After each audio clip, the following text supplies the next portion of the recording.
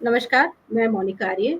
नवजात शिशुओं को बचाने की मुहिम पालोना में एक बार फिर आप सभी का स्वागत है। आज हम कोई पर्टिकुलर घटना लेकर यहाँ उपस्थित नहीं हुए हैं, ना ही हम किसी एक बच्चे की कोई व्यथा लेकर उपस्थित हैं, बल्कि आज हम बात करेंगे उन कानूनों पर, जिनमें अब अगले महीने यानी जुलाई माह से परिवर्तन आने जा रहा है।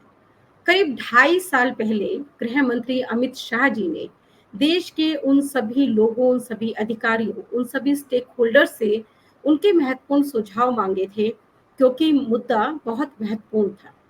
1860 से जो कानून व्यवस्था देश में चली आ रही थी, उसको बदलने की एक कवायद शुरू की गई थी।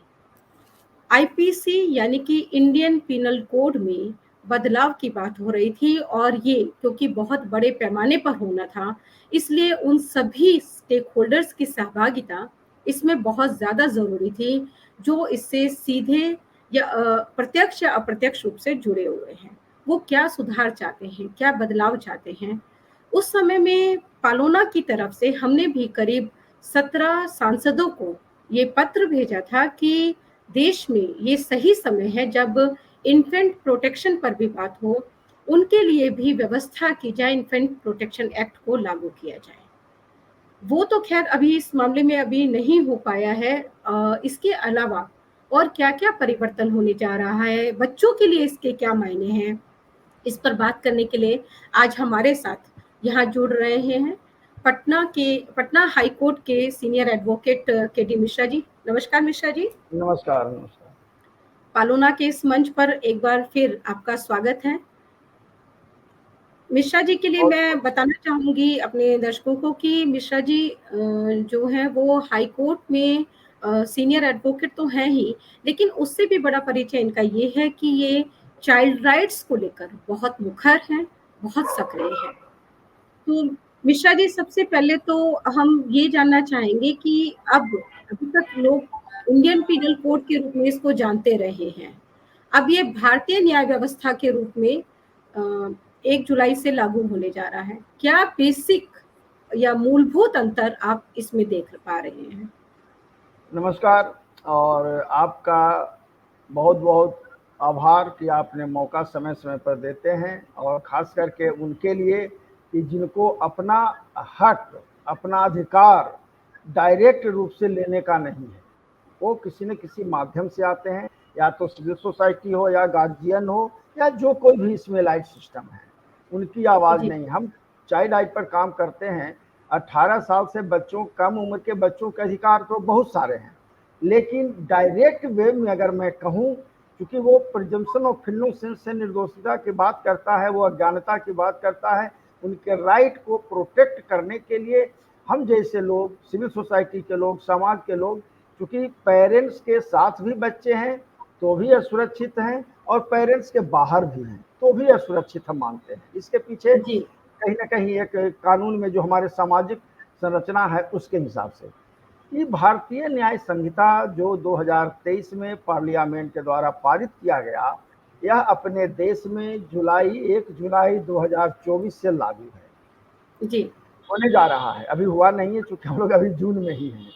इसमें खास करके बच्चों के संदर्भ में मैं देख रहा था कि पहले कानून में 315, 17, 18 ये सब सारी चीजें थे। कहीं बच्चों के अधिकार के प्रति अनदेखी तो नहीं हो रही है? जैसा कि आपके द्वारा मुहिम चलाया गया, सांसदों को लेटर लिखना, आपने जागरूकता अभियान एक तरह से चलाया, जहां तहां से भी जो लोग आपसे जुड़े हुए थे, आपसे प्रेरित हैं, लगभग मोर ओवर मुझे विश्वास है कि सभी लोगों ने अपना आवेदन, क्योंकि हम लोग इसको रिक्वेस्ट कम प्रोटेस्ट लेटर कहते हैं, प्रोटेस्ट करते हैं लेकिन रिक्वेस्ट उसमें होता है, क्योंकि अपने लिए हम नहीं कर रहे हैं, हम बच्चों के लिए कर रहे हैं। तो आपका यह मुहिम कहीं ना कहीं रंग लाया। तो यह कानून को अगर हम देखें, क्योंकि अभी नया नया है, बहुत तकनीकी व्यवधान भी आएंगे लागू होने में, इसमें दो राय नहीं है। कुछ अमेंडमेंट भी आ सकते हैं भविष्य में, क्योंकि कानून बनता है तो फुल प्रूफ ना होकर के कहीं ना कहीं अमेंडमेंट, जैसे जुवेनाइल जस्टिस एक्ट को ही हम देखें, जी, 1986 था, 2000 में आया, 1 अप्रैल 1 से लागू हुआ, फिर 2015 में उसको बदल दिया गया, अब फिर बाद में 15 जनवरी 16 से लागू किया गया, लेकिन एक्ट 2015 है। उसी तरह से भारतीय न्याय संहिता 2023 कहलाएगा, लेकिन 1 जुलाई 2024 से लागू होगा। जी, जहाँ तक बच्चों के मामले में हम कहते हैं कि अगर बच्चे को पेरेंट्स के द्वारा, बहुत इंपॉर्टेंट चीज़ है, जनरल के लिए पनिशमेंट की बात तो होती है, किसी केजीएफ की नहीं 72 73 74% धाराएं हैं जो पनिशमेंट की बात करता है एक गलत होने के बच्चे को। इसमें पेरेंट्स की जो सबवेसन के दो दायित्व का निर्वहन जो नहीं कर पाए हैं या नहीं करते हैं, इससे बहुत सारे बच्चे हम लोग, आप तो इसमें दिन रात काम कर रहे हैं, हम तो कानूनी दृष्टिकोण से देखते हैं और आपके माध्यम से बहुत कुछ जानते भी हैं। आपका जी, जो टीम काम है बहुत ही सराहनीय है। तो इसमें देखते हैं कि उन नवजात बच्चे, खास करके हम माने नवजात को, अगर एक तो जन्म जो लिया नवजात कहते हैं, दूसरी तरफ 7 वर्ष 8 वर्ष 12 वर्ष इन तरह के बच्चों के बारे में आती है निकल करके, चाहे उसके पीछे फैमिली बैकग्राउंड जो हो, हम फैमिली बैकग्राउंड पर नहीं जाएंगे, क्योंकि जी, पारिवारिक संरचना जब संयुक्त परिवार का विघटन हुआ और न्यूक्लियर फैमिली पर आके अटक गया, तो वो कहीं ना कहीं हम मानते हैं कि पारिवारिक संरचना एक तरह से ध्वस्त प्राय हो गया है। बात और इसमें सबसे ज्यादा अहितकर, सबसे ज्यादा अगर कोई विक्टिम हुआ है तो वह बच्चा हुआ है, क्योंकि निश्चित रूप बच्चों को राइट टू पार्टिसिपेशन मिल नहीं पाता है। और बच्चों के राइट टू पार्टिसिपेशन जब नहीं मिलता है तो हम जो कल्पना करते हैं कि जन सर्वांगीण विकास, तो सर्वांगीण विकास एक शब्द जरूर है, लेकिन इसके पीछे उसका स्किल डेवलपमेंट से मोरल फिजिकल सारी चीज स्ट्रॉन्ग कैसे हो, यह बहुत बड़ा उसमें समाहित है। तो जी, 93 जो भारतीय न्याय संहिता में 93 में लाया, एक्सपोज एंड अवेंडमेंट की बात किया कि अगर कोई गार्जियन एक्सपोज कर देता है, अगर कोई बच्चा है, तो खुदा न खास से ऐसा मान के हम उसको देखें कि जो बच्चा जन्म लिया हॉस्पिटल में छोड़ के भाग गए, कोई बच्चा ऐसा भी है कि बच्चा जन्म लिया, जो कोई व्यवस्था है कि जेजेएट के तहत व्यवस्था है, वात्सल योजना के तहत व्यवस्था है कि अगर हमारा बच्चा कोई हुआ बाय द वे हम उसको नहीं डिस्क्लोज करना चाहते हैं तो उसको रखने और रखने की व्यवस्था है। मैंने उसका अधिकार, उसका जीवन जीने के अधिकार को छीनने का अधिकार किसी को नहीं दिया है, चाहे वो जन्मदाता ही क्यों न हो। जी, तो इस मामले में बहुत सुरक्षित बात इसमें रखा गया कि अगर कोई एक्सपोज करता है, अवेंडन छोड़ देता है, ऐसी स्थिति में क्या होना चाहिए। पुराने एक्ट पर जाएं, उससे बढ़िया है कि हम लोग नए एक्ट में जो संधारित किया गया है बच्चों से प्रोटेक्शन के लिए, हम वर्ड को थोड़ा सा चाहेंगे आपसे। उसमें कहा गया है कि फादर और मदर दोनों की बात करता है, ऐसा नहीं कि केवल फादर हो और क्या मदर हो, जी, दोनों ये को बहुत लाइसेंस बड़ी दिया गया बात है। है। ये आप जो कह रहे हैं ये बहुत बड़ी बात है, क्योंकि अब देश में एक बड़ी आवाज़ उठ रही है कि जितने भी जो कानून बनाए गए हैं वो सारे प्रो वीमेन है। मतलब जितने भी हैं वो अगेंस्ट मैन आप समझ सकते हैं कि है। जी ऐसा माना जाता है कि महिलाएं कोई अपराध कर ही नहीं सकती हैं। तो इसको लेकर एक बड़ा रोष मैं देख रही हूँ देश में अब उठ रहा है। तो अगर ऐसा है कि जिसमें फादर के साथ-साथ मदर को भी अकाउंटेबल वह बनाया जा रहा है, तो ये बहुत जो बड़ी बात है। बिल्कुल जो अप्रोप्रिएट वर्ड है वही मैं प्रयोग करता हूँ। हुएवर जी, being the father or mother of a child under the age of 12 years, 12 वर्ष तक की बात किया है, केवल नवजात की बात नहीं किया है। बहुत सारी जी, संरचनाएं होती है जिसमें कि स्टेप मदर है, बहुत सारी चीजें हैं कि हम अपने संरक्षण में किसी को ले लिए, एडॉप्टेड हुँ, चाइल्ड हुँ। है, खुदा न खास से उसके व्यवहार से हम संतुष्ट नहीं, अपने अनुसार संतुष्ट नहीं हो रहे हैं। बच्चा तो नादान है, वो क्या जानेगा कि क्या सही है क्या गलत है। तो उसमें जी, दोनों के लिए कहा।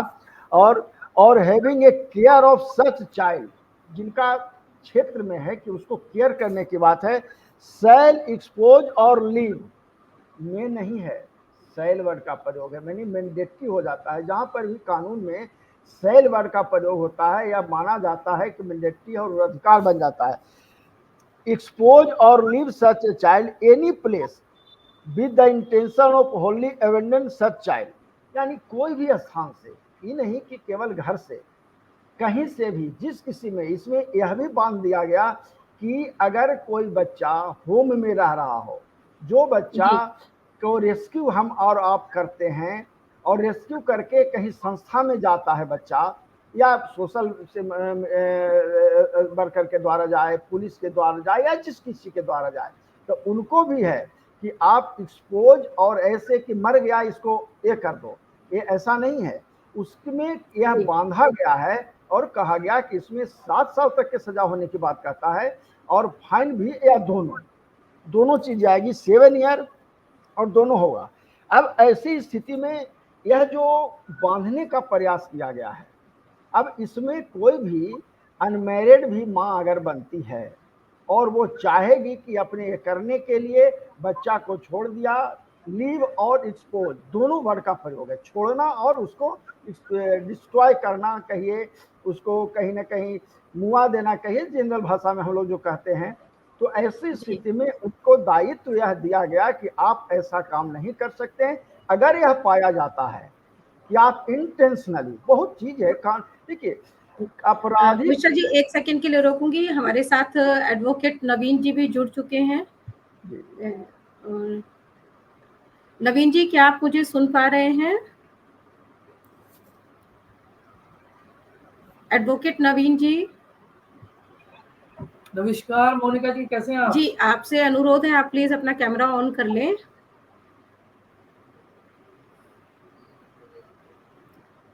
नमस्कार नवीन जी। मैं दर्शकों को बताना चाहती हूँ कि दिल्ली हाई कोर्ट से हमारे पुराने साथी एडवोकेट नवीन शेलर जी भी हमारे साथ अब जुड़ चुके हैं। नवीन जी, हम बात कर रहे थे आज की जो अब कानून में बदलाव होने जा रहा है, इसके बच्चों के लिए क्या मायने हैं? क्या इससे उनको जो न्याय मिलता है उसमें देरी होगी या और तेजी आएगी? और आईपीसी 318 को बदलने की बात, खत्म करने की बात मैं सुन रही थी, तो उस पर एक विस्तृत चर्चा करने के लिए ये सेशन बुलाया है। तो मिश्रा जी, आप बता रहे थे कि जो 317 है, मुझे लगता है मोटा मोटी जो परिभाषा आप बता रहे हैं वो आईपीसी 317 वाली ही है, उसमें कोई बहुत ज्यादा बदलाव नहीं किया गया, बस उसका सेक्शन चेंज कर दिया गया है। बिल्कुल, और यह सेक्शन चेंज करने से उद्देश्य विफल नहीं होता है। सेक्शन चेंज हो जाने से उद्देश्य विफल हुआ तो दोनों परिस्थिति में छोड़ देने में या उनको डिस्ट्रॉय करने के लिए यह सेक्शन जो 93 लाया गया भारतीय न्याय संहिता का, इसमें व्यवस्था दी गई। साथ ही साथ अगर हम इसके आगे 94 बढ़ें, सेक्शन 94 में भी है concealment of birth, secret disposal of dead body.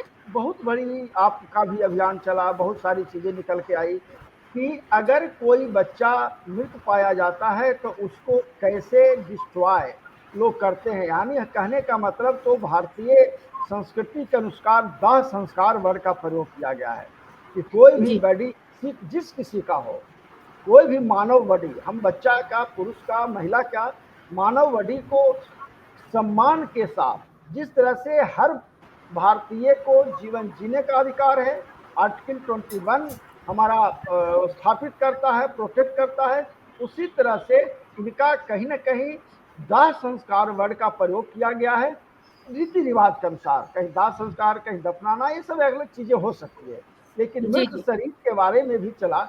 और यह अभी तो भारतीय न्याय संहिता 2023 लागू होने जा रहा है। इसके पहले दो जजमेंट आप भी लोग भी अवेयर हैं, हमारे नवीन जी भी मित्र अवेयर हैं कि एक जजमेंट आया था 2018 में।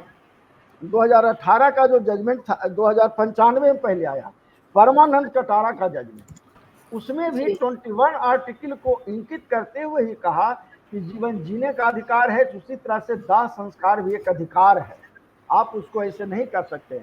बाद में 2018 में भी common cause versus union of India के जजमेंट में भी यह स्थापित किया गया कि किसी प्रकार से जो कोई भी है और वो अगर मृत हो गया, मृत्यु को प्राप्त, दिवंगत हो गया, उनके लिए व्यवस्था दिया गया।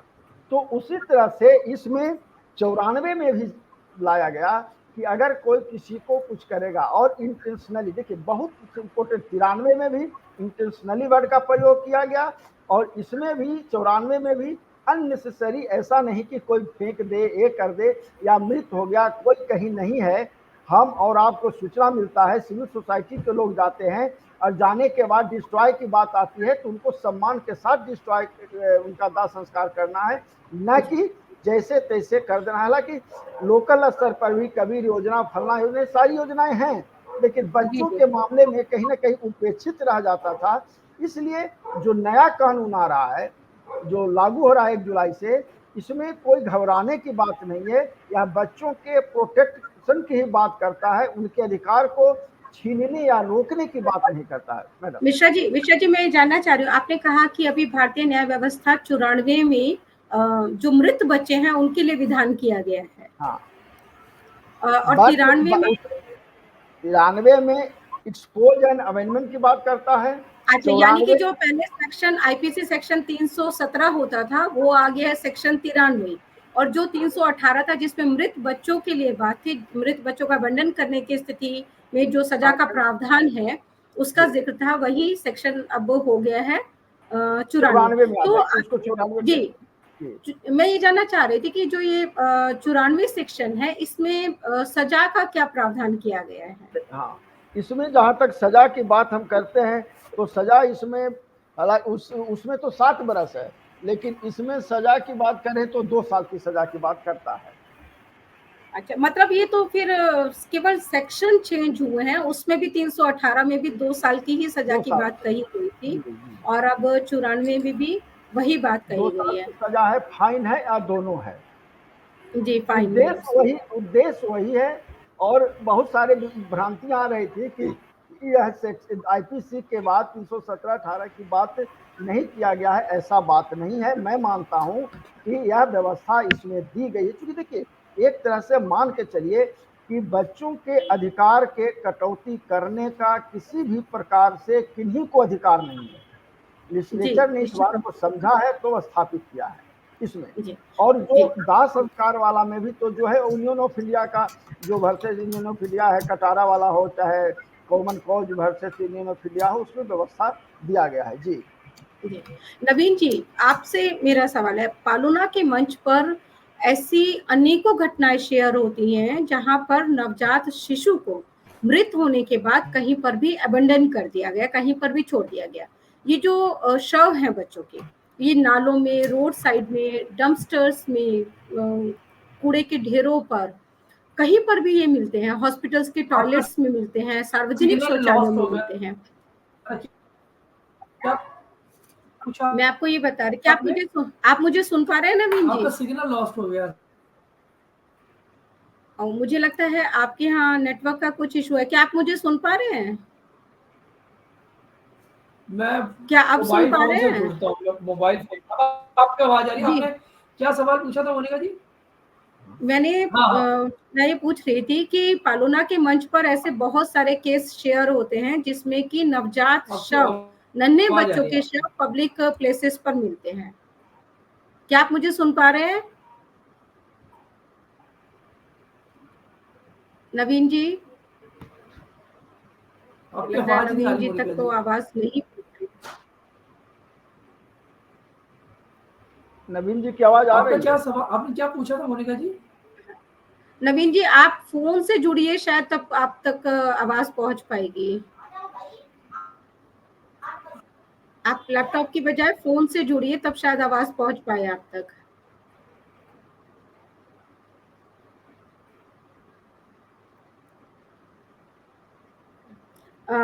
मिश्रा जी, तो मैं ये जानना चाहती थी कि जो बच्चों के शव मिल रहे हैं, ये जब तक पोस्टमार्टम ना हो, पुलिस कार्रवाई ना हो, तब तक ये जानना बहुत मुश्किल हो जाता है कि वो जो बच्चे का शव वहां पर मिला है वो स्टिल बॉर्न बेबी था, नॉर्मल डेथ हुई थी बच्चे की, या फिर उस बच्चे की हत्या करके उसको वहां डाला गया है, या उसको वहां डाला गया है उसके बाद उसकी मौत हुई है।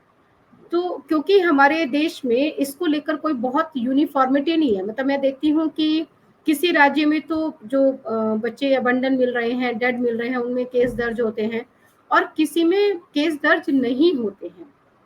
तो वैसी परिस्थिति में जो लोग बच्चों की हत्या करके वहां डाल देते हैं या इनडायरेक्टली वो बच्चों को वहां पर छोड़ देते हैं, इनडायरेक्ट इन्फेंटिसाइड फिर का शिकार हो जाते हैं बच्चे, क्या 2 साल की सजा ये काफी है भविष्य के ऑफेंडर्स को कोई सबक देने के लिए या उनमें डर बैठाने के लिए?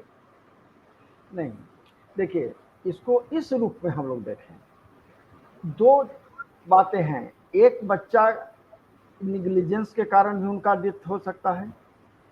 बच्चा जन्म लिया और सामाजिक परिवेश में हम उसको छिपाने के लिए उसको समुचित जो उस समय तत्काल उसको नीड है केयर एंड प्रोटेक्शन का, और हम नहीं दिए तो वो निग्लिजेंस के मतलब उससे भी डेथ हुआ। यह है, लेकिन अनुसंधान के क्रम में अगर आता है तो हत्या हत्या है, यह मान के चलिए। यह तो उसने कोर्ट या भारतीय न्याय संहिता चाहे आईपीसी में जो बातें लिखी गई थी, और इसमें जो वर्ड पर concealment by birth, concealment of birth bye secret disposal of dead body, secret disposal की बात ही कहाँ है? अगर उसमें पाया जाएगा हत्या तो हत्या है, वह आगे जा करके अनुसंधान का चीज है, फिर हम लोग इस पर आगे सोचेंगे कि यह हत्या में क्यों नहीं इसका एफआईआर दर्ज हो।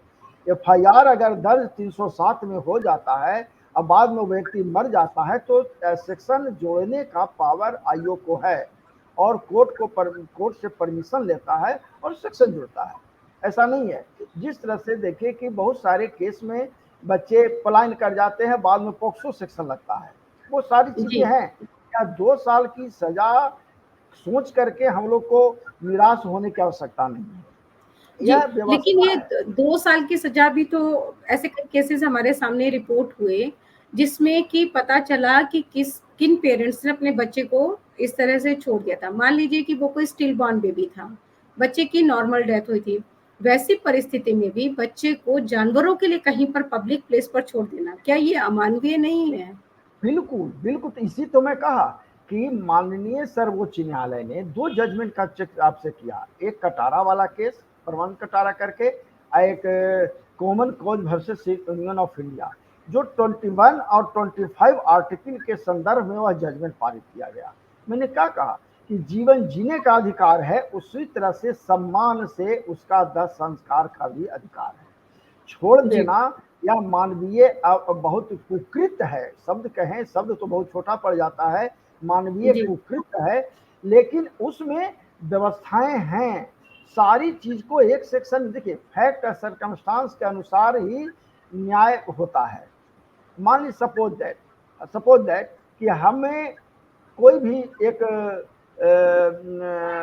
कोई अनसाउंड माइंड गर्ल है, ऐसे इसको देखिए, कोई अनसाउंड माइंड गर्ल है, बाई द वे वो किसी कारण से उसके साथ ऐसी घटनाएं घटी और वो बेबी को किसी को जन्म दिया और वो उसको छोड़ दिया। अब ऐसी स्थिति में अब वह अनुसंधान में आया कि वाकई में वो इंटेंशनली ऐसा की या अज्ञानता बस की, तो ये सारी संभावनाएं भी बनी रहती है न्यायिक व्यवस्था में। न्यायिक व्यवस्था में कभी नहीं हिट करता है कि अगर किसी पर आरोप लग गया तो उसको डायरेक्ट उसको पनिश करो। हर कोई को सुनने का अधिकार है, चाहे डिफेंस हो या प्रोसिक्यूशन हो। जी नवीन शेलर जी, नवीन जी, मेरा अगला सवाल आपसे है। नवीन जी, आप 2 सम्मानित अतिथि आज हमारे मंच पर हैं, एक दिल्ली से जुड़े हुए हैं और एक बिहार से जुड़े हुए हैं। आपको मैं बताना चाहूंगी, हमारा जो डेटा कहता है कि आईपीसी 318, अगर हम स्पेसिफिकली आईपीसी 318 की बात करते हैं, जो कि अब सेक्शन 94 होने जा रहा है, इसमें कोई यूनिफॉर्मिटी नहीं है केसेस को दर्ज करने को लेकर। जैसे अगर मैं दिल्ली, हरियाणा, राजस्थान जैसे राज्यों की बात करती हूँ, तो वहां पर नवजात शिशु किसी भी अवस्था में मिलता है, वो जीवित अवस्था में मिले या उसकी डेड बॉडी मिले, दोनों ही स्थितियों में केसेस दर्ज होते हैं। लेकिन अगर हम बिहार की बात करते हैं, अगर हम उत्तर प्रदेश की बात करते हैं, अगर हम उड़ीसा की बात करते हैं, तो यहाँ पर बच्चा किसी भी स्थिति में मिले, बच्चा जीवित मिले, भले ही उसको चींटियां काट रही हों, भले ही उसको जानवर खा रहे हों, या बच्चे की डेड बॉडी मिले, किसी भी परिस्थिति में कोई केस दर्ज नहीं होता है। तो जब नवजात शिशुओं की सुरक्षा को लेकर हमारा सिस्टम इतना सजग नहीं है, इतना सेंसिटिव नहीं है, कोई यूनिफॉर्मिटी नहीं है, तो क्या हम महज कानून का नाम बदलने से उनको न्याय दिलवा पाएंगे? नवीन जी। मोनिका जी, आपकी आवाज बीच में टूट रही है, शायद नेटवर्क का इशू है। वो आपकी तरफ एक्चुअली नवीन जी कुछ नेटवर्क का इशू हो रहा है, क्योंकि यहाँ आपकी आवाज भी ठीक से आ रही है और मिश्रा जी की भी। आप अपना एक सवाल दोबारा दोहराएंगे? हाँ, मैं ये बोल रही थी कि जब पूरे देश में नवजात शिशुओं के मिलने की घटनाओं को लेकर, उनको दर्ज करने को लेकर कोई यूनिफॉर्मिटी नहीं है, उनको सब जगह दर्ज नहीं किया जा रहा है, वैसी परिस्थिति में केवल कानून का नाम बदल देने से क्या हम बच्चों को न्याय दिलवा पाएंगे?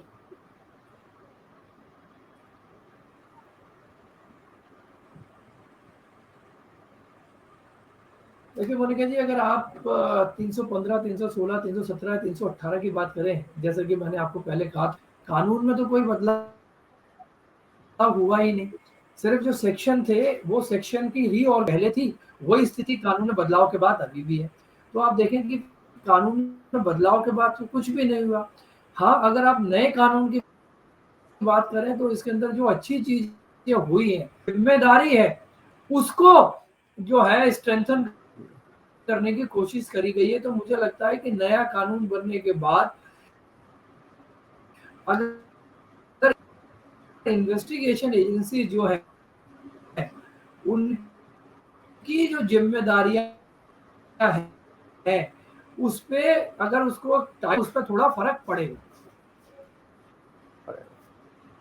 पर यहाँ पर एक मतलब बात समझने वाली है, जो मैं हमेशा अपने उद्बोधन में कहता हूँ या जब भी मैं इस तरह के सेशन में जाता हूँ, कि कहीं भी आपको कानून की किसी किताब में क्या मृतक शरीर जो है उसकी अवधारणा क्या है वो कहीं मिलती है क्या?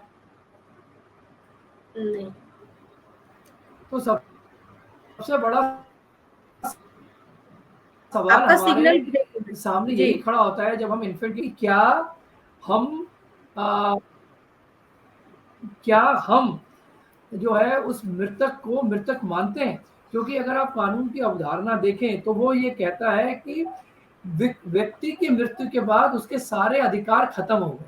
पर जैसा कि मिश्रा जी ने कहा, या ऑनरेबल, मैं कह रहा हूँ वो भी कानून के अंदर एक प्रोटेक्टेड अधिकार है, जो ऑनरेबल सुप्रीम कोर्ट ने कई बार अपनी जजमेंट्स में कहा है आर्टिकल 21 के अंदर, कि जीने का अधिकार सिर्फ जीने का अधिकार नहीं है, वो सम्मान से मरने का भी अधिकार है।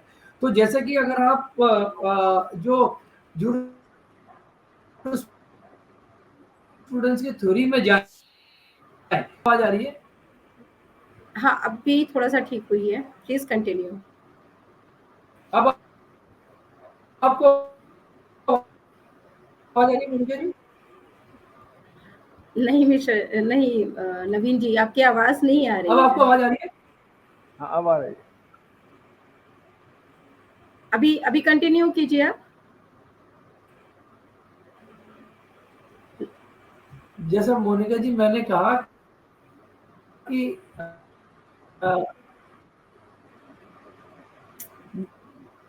आज नवीन जी का ये बहुत डिस्टर्ब है। मिश्रा जी, आप आगे कंटिन्यू करना चाहेंगे जो नवीन जी बोल रहे थे? उन्होंने सही कहा कि जीवन जीने का अधिकार के साथ साथ सम्मान के साथ उनके मृत शरीर को दाह संस्कार का भी अधिकार है। ऐसा नहीं है कि केवल जीवन जीने का अधिकार ही 21 और 25 को रिलेट करके अगर हम देखें तो उसमें है। अब प्रश्न है, बहुत सारी चीजें हैं जहां पर कि तभी तो देखिए, जनरल जो मृत्यु होता है व्यक्ति, तो बच्चे की बात है, कबीर अंत्येष्टि योजना लागू है, स्टेट अपने अपने हिसाब से उसको चलाती है। अगर यह मृत शरीर को दाह संस्कार का अधिकार नहीं होता, क्योंकि मरने के बाद अधिकार उसका शून्य है, लेकिन उस शरीर को सम्मान के साथ दाह संस्कार का अधिकार है, तभी तो कबीर अंत्येष्टि योजना जो कहीं भी लागू अपने पूरे राज्य में कहीं ना कहीं अलग अलग नाम से होगा, नो डाउट, तो उस तरह से उनका अधिकार है। अब रह गई बात कि जो भी नवजात, हम अभी नवजात पर ही केंद्रित है, नवजात बच्चे को अगर, जैसा कि आए दिन देखा जाता है, तो सबसे पहले चीज है कि पुलिस उसको कहीं ना कहीं अपना डीडी एंट्री कर करके आगे उसका अनुसंधान जारी करता है। और मैं अनुसंधान यहीं पे मिश्रा जी आपको रोकूंगी और मैं ये जानना चाहूंगी कि आप तो उस राज्य से आ रहे हैं जहाँ पर कोई केस दर्ज ही नहीं हो रहा है, तो नहीं हो आप रहा मुझे है। बताएं कि उस राज्य में कैसे केस दर्ज करवा जाए, पुलिस को कैसे सेंसिटिव किया जाए इनके लिए? उसके लिए देखिए है कुछ नहीं, कहीं ना कहीं पहले हम लोग को इसके लिए एक जागरूकता अभियान चलाना पड़ेगा पुलिस के बीच में। कहीं ना जी। कहीं उनको हम लोग एक लेटर लिखें, प्रोटेस्ट लेटर लिखें संबंधित डीजीपी को, कि अगर इन शब्दों पर भी अगर आप या तो क्राइम मीटिंग करते हैं हर जी महीने क्राइम मीटिंग होता है एसपी की अध्यक्षता में, या जी फिर उनका अपना ट्रेनिंग का शेड्यूल है जो पुलिस एकेडमी में ट्रेनिंग चलता है, उसमें इस शब्द को बच्चे के जब जेजे एक्ट पर चर्चा करते हैं तो इस पर भी थोड़ा सा एक टॉपिक रखें, ताकि जो संबंधित पुलिस क्षेत्र के होते हैं वो इस बात से अवेयर हो कि हमें करना क्या चाहिए।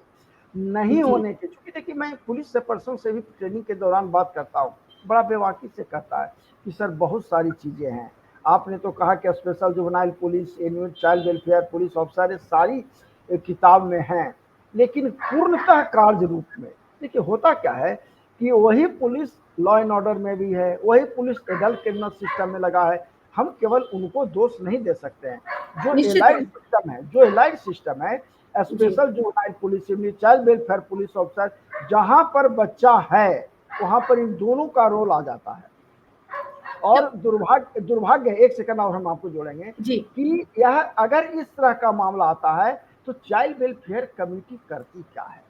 हमने चर्चा किया उन लोगों से कि भाई आप एक कॉम्पिटेंट अथॉरिटी हैं, आप सीआरपीसी में जो था अधिकार एक जुडिशियल मजिस्ट्रेट फर्स्ट क्लास का, वो आपका अधिकार है। आप जी अगर पेपर में इस तरह का निकलता है तो स्वतः संज्ञान क्यों नहीं लेते हैं? क्योंकि अवेयरनेस एक बहुत बड़ी चीज होती है।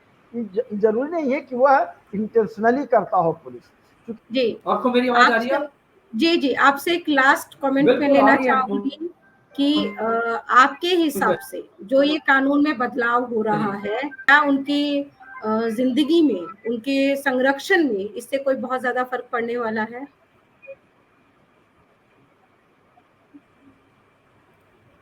नहीं पड़ने वाला। देखिए मोनिका जी, जब तक आप कानूनों में सही से बदलाव नहीं करेंगे, जिस तरह की परिस्थितियां हैं उसके बिना कोई भी परिवर्तन होने वाला नहीं है, पहली बात। दूसरी बात, जैसे मैंने ये कही थी आपको कि अभी तक किसी भी कानून में आप आईपीसी को छोड़ दें, चाहे कॉन्स्टिट्यूशन की अवधारणा जो आर्टिकल 21 है, तो सब मृत शरीर है या वो एक वस्तु है या वास्तव में वो एक शरीर के अंदर अवधारणा है। देखिए ऑनरेबल सुप्रीम कोर्ट में तो अपने जजमेंट में कहा कि मरने जीने के साथ साथ जो अंतिम संस्कार है वो भी जो है सम्मान के साथ होना चाहिए और मृत व्यक्ति का भी अधिकार है। परंतु मृत व्यक्ति जो है, क्या वो एक वस्तु है? अगर आप देखें कोरोना के टाइम में भी कितनी सारी लाशों को आपने ऐसे ही जो है फेंक दिया, और जब ये मांग उठी तो ये कहा गया कि जो शरीर है वो शरीर एक वस्तु नहीं है, वो शरीर जो है मरने के बाद एक वस्तु नहीं रहा, वो भी एक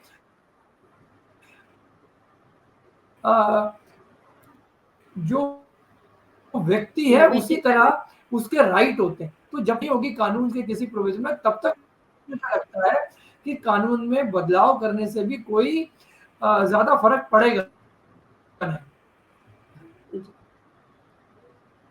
मिश्रा जी, क्या आपका भी यही मानना है कि कानून में बदलाव से कोई बहुत फर्क नहीं पड़ने वाला है बच्चों की जिंदगी में? नहीं, कानून में बदलाव हुआ ही कहाँ है। कानून को तो एक नया आयाम दे दिया, नाम दे दिया गया।